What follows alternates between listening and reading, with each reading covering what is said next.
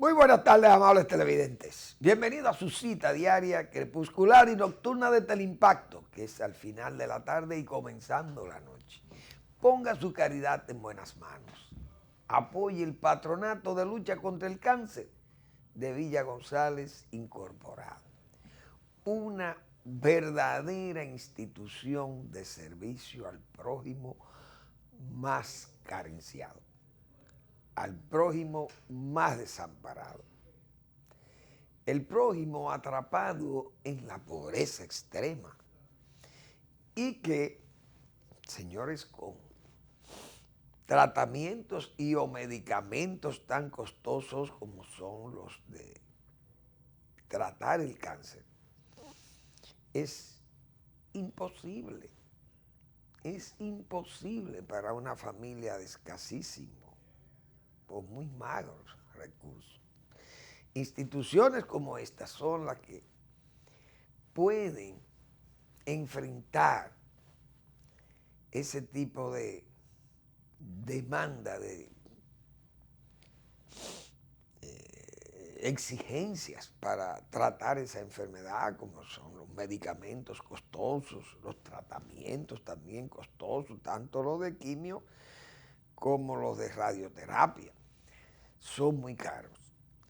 Pero estas instituciones tienen acceso muchas veces a fundaciones y a donaciones de particulares que ponen su caridad en manos como estas, que son manos confiables, no pecaminosas, manos sin fines de lucro. Ponga su caridad en esas manos. 809-443-8010. Bien, ayer a mí me chocó hoy. No me chocó realmente, porque ya yo había hablado sobre ese particular desde hace 6 años. Me impactó porque fue una confesión que hiciera el propio presidente de la República, Danilo Medina, en el enterramiento de su padre, que falleciere antes de ayer. Y él, el presidente Medina, en ese panegírico a su padre,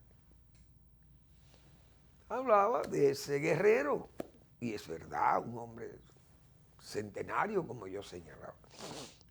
Y además, una de esas particularidades que tienen la gente de los campos, la gente rurales profundos. Y él, su padre, fue un hombre de la ruralidad más profunda, allá en las estribaciones de la cordillera meridional. Y señaló sus valores, sus principios, un hombre familiar, respetable en la comunidad, servicial, honesto, un hombre honrado, y que fueron valores transmitidos a la familia, decía el presidente. Pero hubo algo que señaló el presidente. Dijo: señores, yo tomé conciencia del campo dominicano, viendo a mi papá trabajar el campo. ¿Qué decía yo aquí? Y él dice: las visitas sorpresas en mí fueron la expresión de esas vivencias que yo tuve siendo niño, joven, viendo a su padre trabajar la agricultura con aquellas deficiencias propias de los hombres de las áreas más profundas rurales. La escasez de crédito, siempre yo hablé de eso. La escasez de crédito, los caminos, los centros escolares, centros sanitarios, centros parroquiales inclusive, y todavía más, centros de diversión, centros culturales, esas cosas prácticamente ausentes en las comunidades más remotas. Igualmente el agua potable, qué sé yo, repito, hablé de los caminos, las vías de acceso dificilísimas, propias para las bestias, para las pezuñas de las bestias, porque esos eran caminos intransitables, me imagino yo, hace 50 o más de 50 años atrás.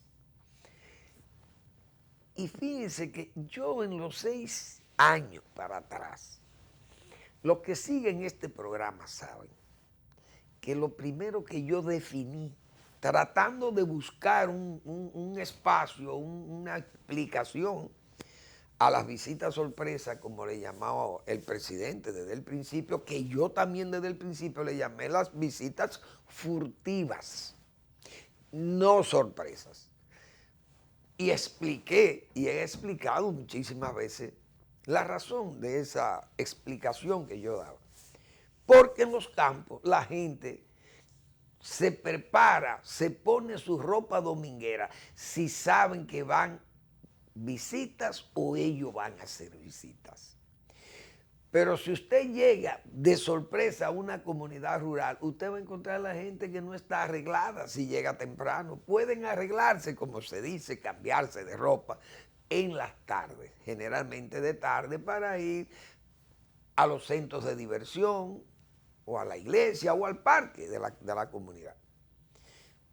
Pero ese es el estilo de vida rural en el país. Ahora, si el presidente va a las 10 de la mañana y la gente está arregladita y las mujeres muy arregladas de salón y sus ropas muy brillosas y sus ropas planchadas y la gente con sus mejores calzados, etcétera, etcétera, esas son visitas pactadas. Mire, el presidente viene mañana o viene la semana próxima, queremos que ustedes estén así, mire, aquí va a haber la silla, y de que usted ve llegar a la silla, no es verdad. Que usted llega a una enramada de campo, o a una enramada de almacén o algo, o a un sitio techado, no es verdad que usted va a encontrar todas esas sillas organizadas o unas carpas muy bonitas, muy bien arregladas, que ya previamente sean. Entonces, por tanto, no son sorpresas, son visitas furtivas. Nadie sabe porque no se publican. La prensa que va es prensa oficial y eso se maneja con cierto hermetismo. Yo dije desde el principio, señores, no vean en Danilo Medina, tal vez al principio no se podía ver como una intencionalidad de ganar espacio por ese atavismo de los gobernantes nacionales que se quieren eternizar en los cargos y usan el mecanismo que fuere. Pero yo decía, aunque sea para reelegirse que Danilo Medina esté usando esto, debo darle el beneficio de las vivencias comarcales, decía yo. Siempre he repetido eso. El presidente, digo yo, cuando era niño, señores, yo hago un video de esa experiencia, porque esa experiencia todas las vivimos, los muchachos del interior y de los campos más profundo, también sabemos que es así, porque además lo aprendí después de adulto, caminando este país que yo creo, valga la inmodestia, que le conozco por todos los puntos cardinales. Yo dije, señores, le concedo el beneficio al presidente de sus vivencias comarcales, repito. ¿Qué quería yo decir con eso? Que el niño veía las limitaciones a las que estaban sometidas los hombres rurales, viendo a su padre, las dificultades del crédito, esas dificultades que yo puse en plano aquí ahora. Y decía más, decía, señores, esas actitudes de Danilo Medina vienen de su niñez, probablemente él montado en un caballo y su padre llevando el arado o el cultivador atrás y el niño que guía el caballo. lleva el freno del caballo. Entonces, el padre lleva la cultivadora, el surcadorcito que va limpiando, va acumulando tierra o va haciendo el pequeño surco. O la sembradora, también como se siembra en los campos, la hilera, el muchachito que va en el caballo. Tú creces, niño, va viendo esas limitaciones, ese continuo trabajar del hombre del campo, ve cuando se enferma una persona del campo, cómo había que hacer peripecia para sacar esa persona del área de rural para llevarlo a un centro médico lejano, ir a la escuela lejana, traer el enfermo en una litera, que el río está crecido y no se puede pasar, que viene el periodo de lluvias y tenemos que acumular agua porque no hay agua potable, tenemos que guardar agua en aljibes, etc. Todas esas son vivencias comarcales propias de nuestros países.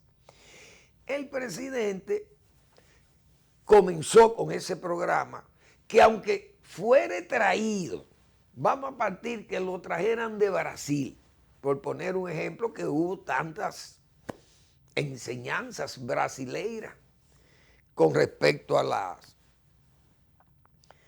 aplicaciones de ese tipo de enseñanzas.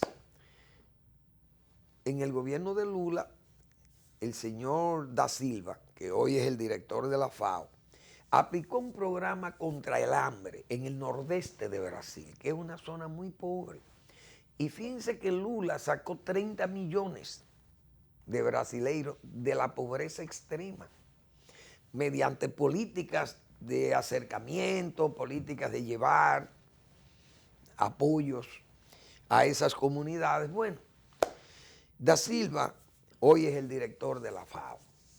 Ganó esa contienda, diríamos, esa lucha que hubo entre países africanos, países latinoamericanos, bueno, y concitó el apoyo. Y Lula, que ya era un líder con experiencias globales o con iniciativas globales, con aquellos grupos ya, los BRICS, etcétera, bueno, consiguieron poner el señor en la FAO. Graciano da Silva. Muchas de esas políticas se aplicaron, se replicaron aquí. Pero yo no le negaba las experiencias comarcales, las vivencias al presidente, que las confesó en el panegírico, repito, de su padre. Claro, aunque yo reconocía eso, no dejé tampoco de señalarle los fallos de esas visitas furtivas.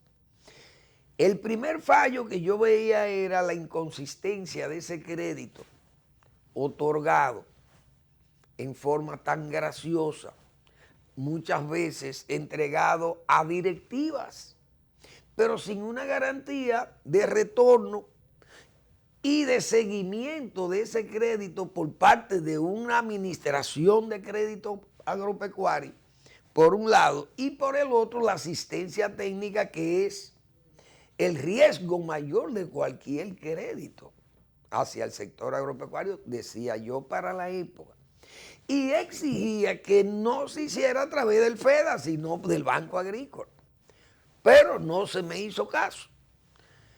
Y el presidente siguió, le tuvo el éxito de su reelección y con más razón se han seguido con las visitas sorpresas.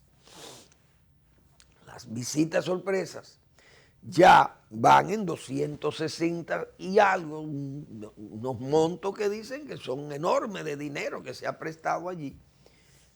Pero el retorno, no se nos dice nada del retorno, que yo también escribí sobre esas cosas, pero vengo desde 6 años hablando de esas cosas. Vuelvo a hablar de ella porque el presidente, repito, se refirió a ella en el panegírico de la inhumación de su padre ayer. Y no sabemos que se ha entregado muchísimo dinero. Sabemos que se hace apología del programa, de que ha sido uno de los programas más exitosos. Y sabemos de las preocupaciones del presidente y de otros también como nosotros los ciudadanos, de los programas de titulación, que también fui o he sido uno de sus críticos de que se hacen muchas veces sin hacer o sin tomar en cuenta las probanzas necesarias. Todo eso yo lo he explicado aquí. Ahora, traigo este tema porque quiero ponerlo en contraposición a críticos que tuvo Leonel Fernández, incluso dentro de su propio partido, que al ver esa política de acercamiento del presidente Medina le exigían a Leonel Fernández: mira, Leonel, tú no hiciste esto que está haciendo Danilo Medina, tú fuiste enemigo, no enemigo, pero no fuiste un amigo del campo. Falso, lo dije muchísimas veces, porque así como dije que el presidente Medina tenía o tiene esas vivencias comarcales, su apoyo al campo era propio de esas mismas vivencias, porque era un hombre que venía del área rural. Pero usted no le puede exigir a Leonel Fernández que fuera un hombre del área rural cuando nació en Villajuana, en Santo Domingo, y se cría en Nueva York. Imagínense ustedes cómo usted le va a exigir a Leonel Fernández que venga a aplicar o a replicar vivencias de la comarca. No las tiene. Por tanto, ¿cuál era el posicionamiento de Leonel? Señores, yo voy a hacer un Nueva York chiquito, pero no voy a descuidar políticas nacionales. ¿Y qué pasó? Son dos escuelas de pensamientos distintas, de una forma incluso de gobernar distinto y hasta también de ejercer el poder en forma distinta. Entonces Leonel Fernández no abandonó el campo, no es verdad. Que el presidente Medina haya ya arrimado más esfuerzo hacia el campo, bueno, lo vemos todos los domingos. El presidente hace presencia en una comunidad rural a llevarle apoyos económicos y logísticos a grupos de productores. Sin embargo, fíjense el origen de los fondos de las visitas furtivas.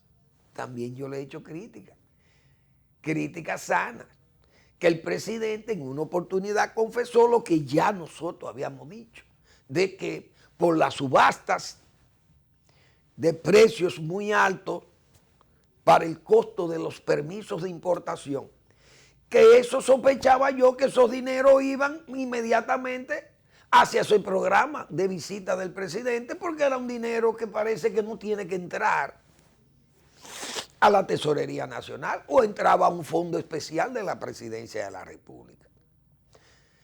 Y decía yo aquí también, y lo he dicho muchas veces, que habían voces del Palacio que llamaban a la bolsa. ¿Cuánto hicimos?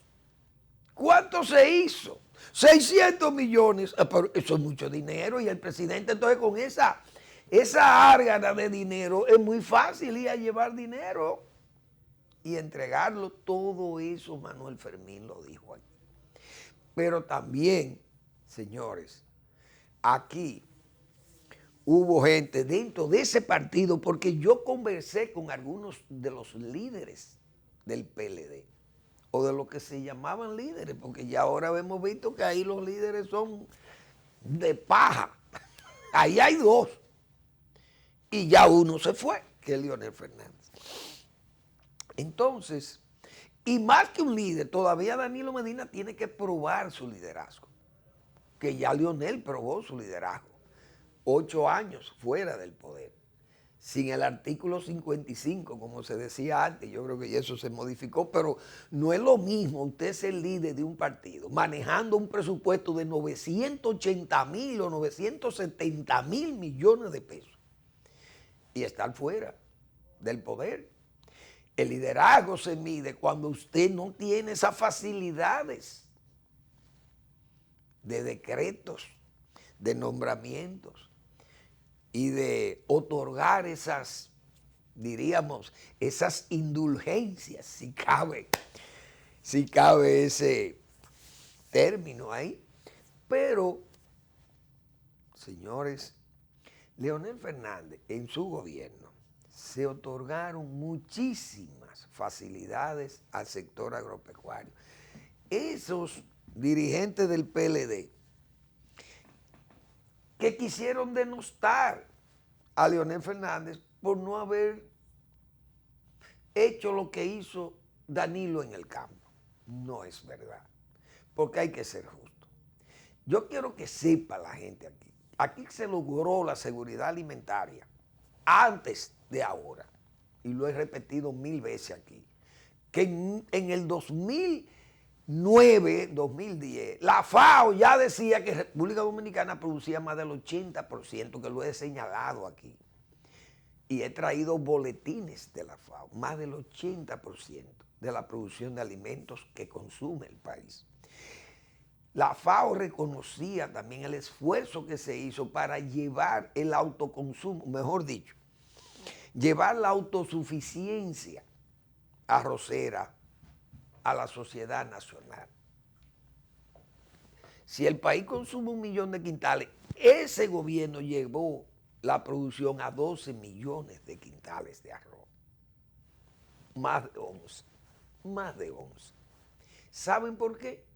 Por uno de los mejores apoyos que se ha hecho al sector agropecuario. Pues tengo que salir en defensa también de Leonel Fernández en ese aspecto, como lo he hecho del presidente Medina con sus esfuerzos hacia el agro, porque lo ha hecho y está ahí visible.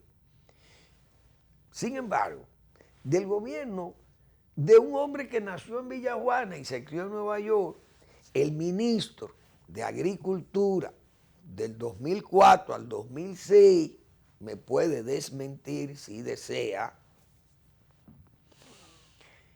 fue a donde el presidente, tenemos que buscar un mecanismo presupuestario para sostener un programa de pignoración de arroz que nos va a dar la garantía de que la producción va a ser estable, va a subir, vamos a aumentar la producción, va a aumentar la productividad porque los recursos le van a llegar más frescos, más efectivos, va a ser la entrega, la recepción. Y el mercado se va a estabilizar, la comercialización, no va a haber pérdida, hay una banda de precios y todo aquello se va a llevar de tal forma que la banca comercial entre de nuevo al mercado y entonces esa garantía va a hacer posible que crezca la producción arrocera. Porque el gobierno anterior, el gobierno de Hipólito Mejía, como no tenía apoyo presupuestario, ese fondo de pignoración, entonces se quedó a deber más de 1.000 millones de pesos. Y los bancos, el Banco de Reserva y algunos bancos comerciales quedaron heridos de una deuda que entonces el gobierno no honró, el gobierno de Hipólito Mejía. Y dejó esa espada de Damocles, la dejó clavada, no asomándosela al cuerpo, no, clavada en el sector. Y en ese periodo 2004-2006, el presidente Leonel Fernández autorizó a que se aprobara un préstamo de 400 millones, no un préstamo, un fondo de 400 millones de pesos aplicado en forma presupuestaria para que funcionara a partir del 2005. Y ese fondo garantizaba la pignoración, vía que ese fondo iba a cubrir los gastos de financiamiento, los gastos de seguro, los gastos de almacenamiento del arroz pignorado. Por tanto, había una banda de precios hacia arriba y hacia abajo, que ese dinero, ese programa facilitaba la no pérdida de recursos para los productores, aumentar la producción por la seguridad. Y ya el productor de arroz, antes de sembrar, sabía lo que se iba a ganar, porque tenía garantía de lo que iba a pasar con un arroz que se iba a pinorar y se iba a guardar allí. Eso nada más lo cito como un esfuerzo de apoyo. Pero hubo varios apoyos que yo he señalado aquí. Lo que pasa es que la gente no se acuerda de las cosas de atrás. Solo se acuerda de las cosas de hoy. Porque así somos los humanos. Y más los dominicanos, que yo creo que somos proverbialmente olvidadizos. Pero el gobierno de Leonel Fernández aportó 1.800 millones de pesos en bonos a los cacaoteros, los productores de cacao, por las pérdidas de Jean y el ciclón George, 2 ciclones devastadores. Le facilitó más de 415 o 420 millones de pesos a los productores de bananos, que aumentaron de 210,000 a 400,000 toneladas la producción de bananos. Y 350,000 cajas de 18 kilogramos semanal salieron exportables de Montecristi. Al muelle de Montecristi se le gastaron 100 millones de pesos habilitándolo para que los productores de banano pudieran exportar. A los cafetaleros se les exoneró un pago de más de 120 millones de pesos. A los productores de leche se les facilitaron 650 millones de pesos por compensación por un litro, 3 pesos por un litro de leche producido. Igual a los polleros y a los porcicultores, más de 325 millones de pesos se les facilitaron a los productores de pollo. Es decir, esas cosas no me digan. Además, administrativamente, señores, se le facilitó que los productores agropecuarios no pagaran impuestos sobre la renta. Se le puso tasa cero a todas las importaciones. ¿El gobierno de quién? De un joven que vivió en Nueva York, se crió en Nueva York y vivió en Villajuana. Yo también valoré esos méritos de Leonel Fernández, como también los méritos de Danilo Medina, que venía, sí, de vivencias comarcales, como dije desde el principio, y que él ayer, en ese momento de mucho recogimiento de la familia y de dolor para la familia al perder su padre, confesó que su padre y su estadía en la vida rural le habían realmente favorecido para él aplicar esas políticas de apoyo, viendo aquellas dificultades realmente con las que se desenvolvían no solamente su padre, sus tíos, sus amigos, sus vecinos y las demás comunidades, también igual que la de ellos, porque son muchas comunidades circunvecinas en la zona. Bien, vamos a la pausa y regresamos.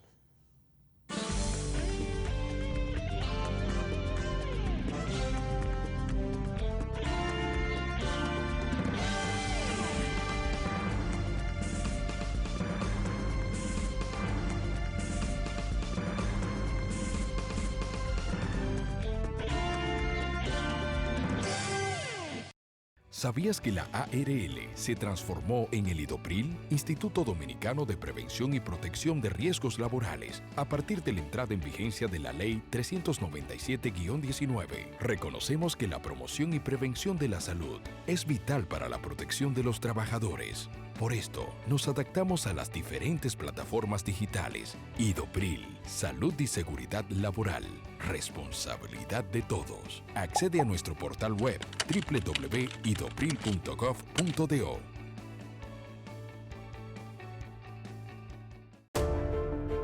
De lunes a viernes, de 8 a 9 de la noche, A Ganar. Órgano de difusión de la Gran Alianza Nacional Renovadora. Ganar. Todas las personas que de alguna manera. Con Lindsay Casahara, Juárez Castillo, Nanfi Rodríguez y José Gregorio Cabrera. A Ganar. Por Teleimpacto. Canal 22 de Altiz, 52 de Aster y Claro.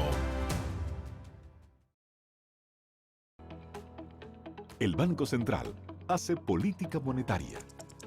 Para ello, utiliza la tasa de política monetaria, buscando incidir en las tasas de interés a que los bancos captan ahorros y prestan para el consumo de los hogares y la inversión de las empresas. El objetivo de la política monetaria es mantener la inflación en torno a una meta definida por el Banco Central, logrando la estabilidad de precios y contribuyendo a crear las condiciones para un crecimiento económico sostenido. Banco Central de la República Dominicana, por la estabilidad y el crecimiento.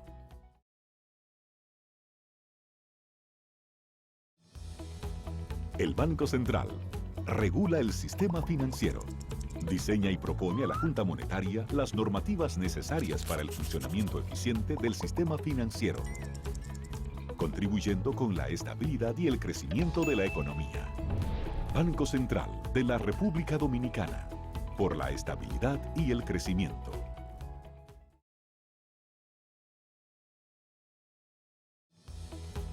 El Banco Central es responsable del buen funcionamiento del sistema de pagos.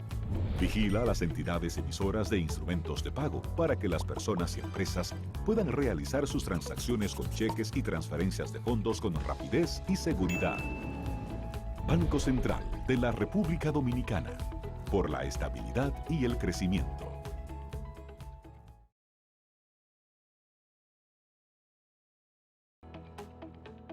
El Banco Central emite el dinero. Es la única institución autorizada por la Constitución de la República Dominicana y la Ley Monetaria y Financiera número 183-02 para emitir los billetes y las monedas que las personas y empresas utilizan diariamente.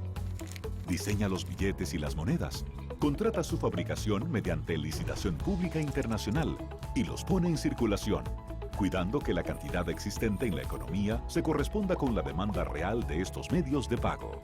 Banco Central de la República Dominicana, por la estabilidad y el crecimiento.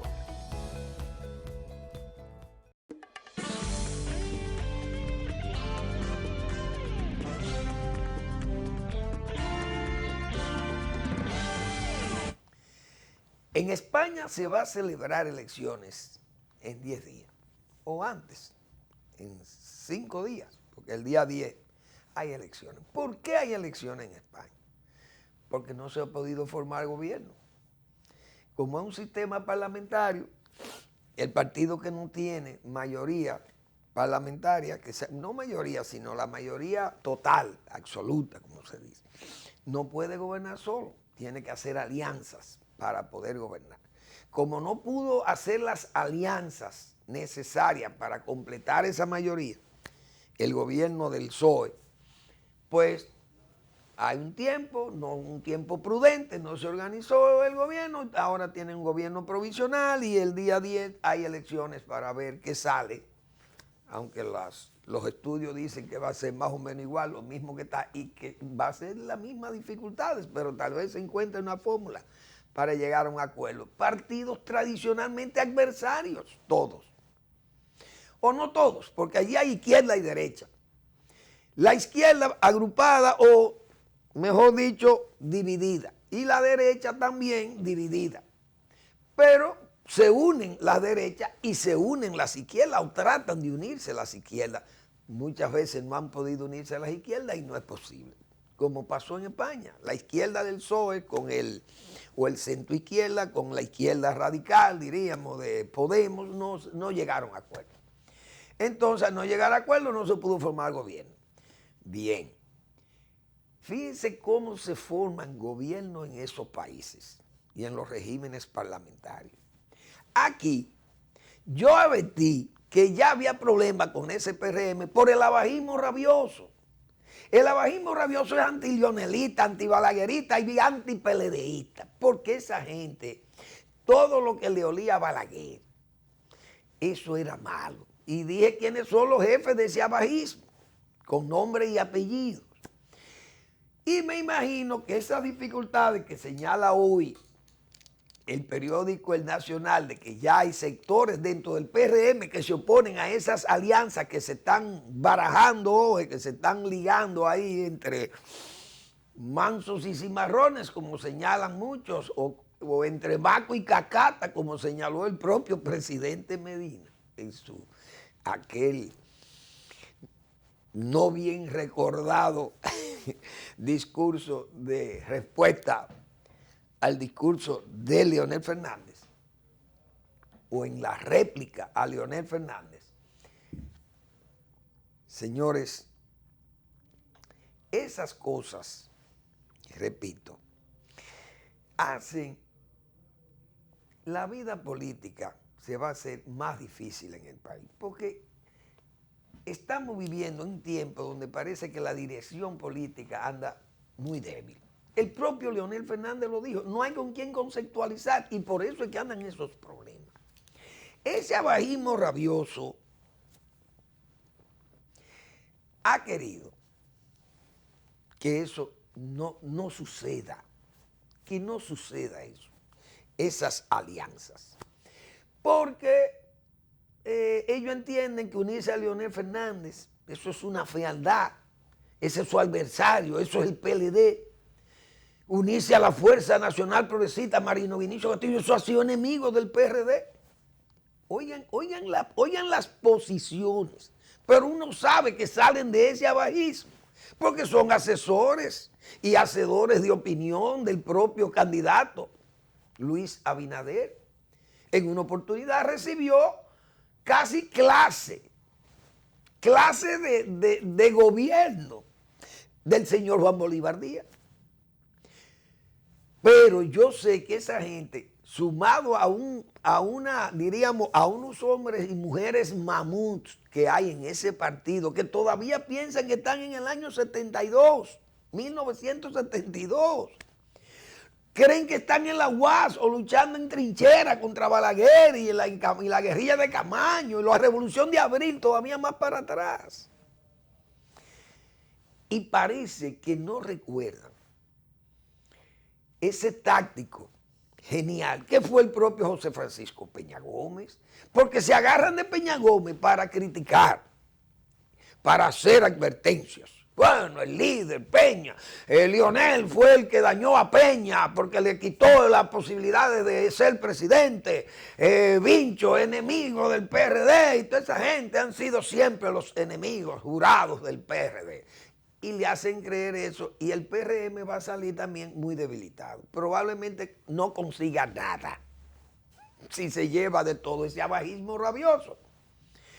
¿Quién fue el táctico José Francisco Peña Gómez? Señor, José Francisco Peña Gómez organizó en el año 1974, que tal vez Luis Abinader era un mozalbetito, un cosita, un niño. Organizó el famoso Acuerdo de Santiago. Señores, ustedes saben quién era. Aquí voy a decir como el doctor Marino Vinicio Castillo, voy a hablar para los jóvenes. ¿Saben quién era el candidato a vice de ese acuerdo con Antonio Guzmán de candidato a la presidencia? El candidato a vice era Elías Wessing, y Wessing el mismo que mandó a bombardear a los constitucionalistas. Ese era Elías Wessing, el general de San Isidro. Y Elías Wessing era el candidato a vice con don Antonio Guzmán. Ustedes están oyendo, jóvenes de la República Dominicana, para que ustedes tengan una idea. Ahí habían gente del MPD, social cristianos.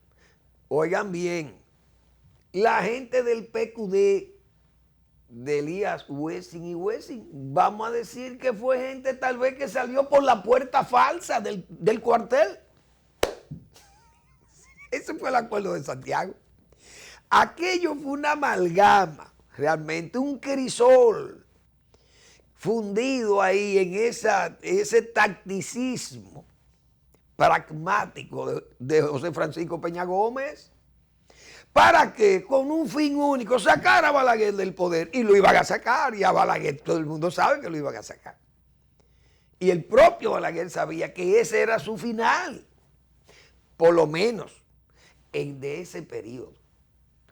Entonces, el acuerdo se retiró por las presiones que alegó, que se hicieron presiones políticas militares, de fuerza, de marcialidad, de autoritarismo, etcétera, etcétera, y eso obligó a un retiro del Acuerdo de Santiago.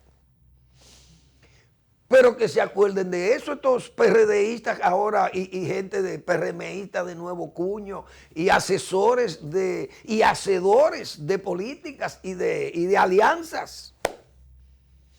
O que actúan también como si fueran detergentes para cubrir de asepsia esa candidatura de Luis Abinader. Ya ganaron, como le pasó a Peña Gómez. Peña, ya tú ganaste, no aceptes que Balaguer te dé nada. Nosotros le vamos a ganar, ya Balaguer no va, tú le vas a ganar suave a Leonel Fernández. Ese es un bisoño, ese es un pollito, tú eres un gallo, este PRD es muy grande, tú tienes el apoyo de los americanos. Vamos a derrotar a Balaguer. Muy bien. Peña Gómez se llevó de sus locos y terminó perdiendo las elecciones porque miró adversarios, no los verdaderos adversarios. Nunca pensó que Juan Bosch y Joaquín Balaguer se iban a unir y cada uno iba a levantar cada uno levantó el brazo izquierdo y el derecho de Leonel Fernández. Proclamaron esa candidatura y Peña Gómez se quedó en la gatera. Sus amigos. Entonces Peña Gómez, que pudo haber sido presidente en el 94, lo rechazó porque ganaba de calle en el 96, sin esas muletas balaguerianas, trujillistas del balaguerismo o del balaguerato, porque así era que le llamaban. Se quedó fuera. Luis Abinader y el PRM en una condición especial, porque estas son elecciones que vienen, como se dice, partidas en febrero. Si el PRM no va aliado o esa candidatura de Leonel Fernández, que va a tomar fuerza de rayo, porque va a irrumpir como rayo, entonces el PRM va a hacer un papelón allá. Y se llevan de sus asesores del abajismo rabioso, que son gente que no van a entender nunca lo que es el poder. No lo van a entender porque ellos no saben de eso. Y siempre están jugando con huevos de lechuza, como se dice. ¿Qué valor tiene eso? Entonces, esas cosas ya afloran, esas advertencias, esas divisiones, y de gente que ya querrá irse. Se van a ir. Algunos verdes. Usted ve a don Chicho, aquel personaje de cuando don Corleone, don Víctor Corleone en El Padrino, aquel personaje con su sombrero de ala ancha, vestido de blanco, que caminaba por la comunidad siciliana. Y entonces así yo he visto en el grupo de los verdes a un señor muy locuaz, que habla con muchísima fuerza, habla de esa transparencia y de la honestidad que es realmente falsa, huera, porque él exhibe riquezas que tendrá que explicar, qué sé yo.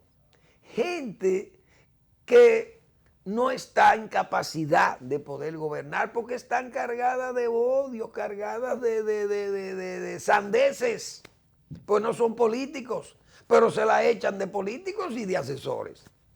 Ahí andan al garete. Bueno, el PLD también no anda bien. El PLD, que decía yo, señores, ya no es Nueva York, ahí vi 900 y pico de dirigentes de Europa. Es decir, Madrid, Berlín o Bonn, qué sé yo, en Alemania, las ciudades de Alemania, las ciudades españolas, en Italia, en Francia, Bélgica, donde viven los dominicanos. 900 y pico de dirigentes de comités de base y más de 14.000 miembros, dicen ellos, y van en Estados Unidos 400, qué sé yo. Pero ¿qué pasa? Ellos van, los dirigentes que quedan del PLD, van y minimizan eso. No, ahí no está pasando nada. El PLD está intacto, esa masa está... esos son 2 o 3 gatos que se llevó Leonel Fernández, que está haciendo la payasada. Decía yo, pero bueno, ¿y el presidente? ¿Por qué no va el presidente del PLD? ¿Por qué no va a Nueva York? Porque no debieran mandar a Selman. Ese otro que va a hablar allí, va a denotar. No, no, se han ido tres, que se vayan, lárguense de aquí. Oigan, ¿quién es que le dice eso? Un señor que todo el mundo sabe que era cónsul en Nueva York y ese señor no andaba por las barriadas de allí. Ese no se codeaba con las barriadas de Nueva York, de los dominicanos pobres que viven ahí. Ahora va, ese es el que manda, pero que vaya Temo. Pero yo temo que Temo no puede. Pienso yo que tal vez no tiene visa, porque como fue un hombre tan inculpado tan seriamente, sacado en horas de la madrugada casi de su casa, que yo creo que salió hasta casi en pijama, yo no sé si lo permitieron mudar su ropa de dormir, y fue llevado en una camioneta blindada de soldados y policía de una marcialidad nunca vista, y filmada para que la gente se viera quién eran los delincuentes que habían asaltado el Estado Dominicano por vía de Odebrecht. Ese señor que hoy es el presidente del PLD es probable que no tenga visa, porque al que lo llevan así le quitan la visa americana. Si a mí me llevan así, la visa de Manuel Fermín no vale un peso.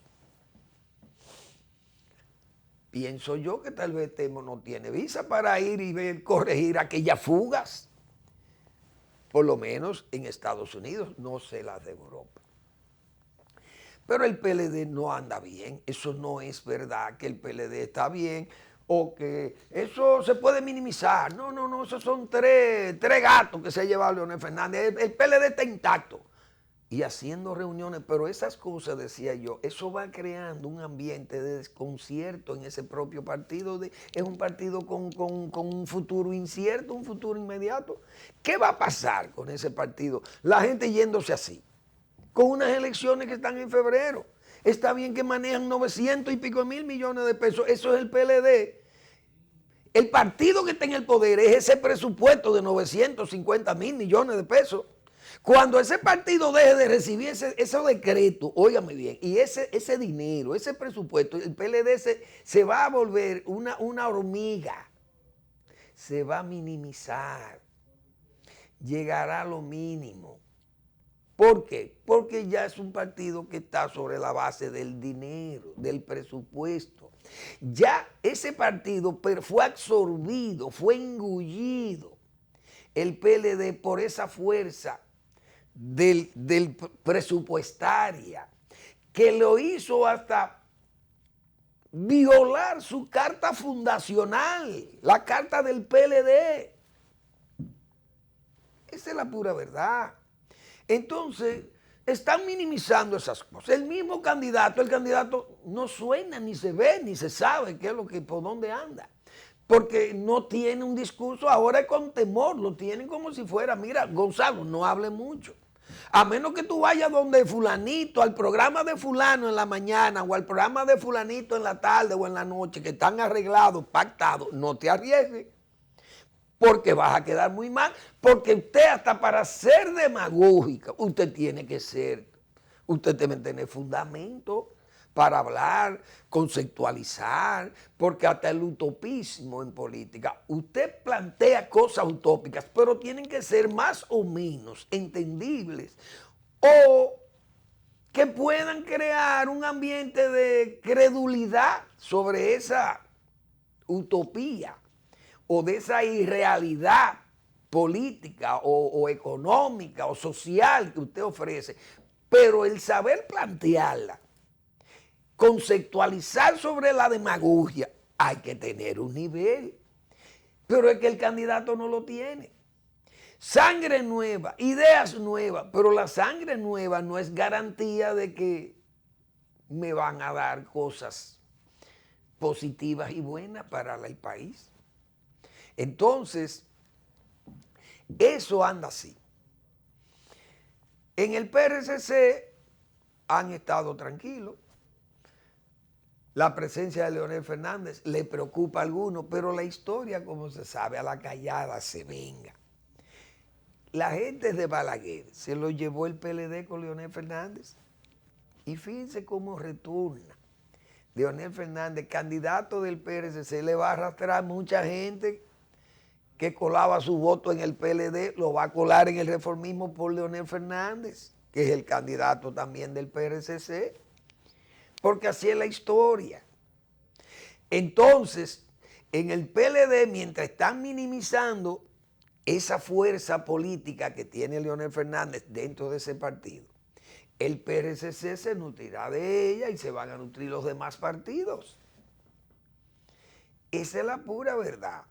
Así que yo no sé realmente cómo, porque no soy arúpice, como he dicho otras veces, no sé qué va a pasar aquí en febrero, pero las cosas no le van a ser favorables al PLD, porque ya tiene que ser preocupación de ese partido la flojedad, la debilidad conceptual del propio candidato, que no tiene discurso, no tiene fundamentos, no tiene planteamientos, no conceptualiza ideas.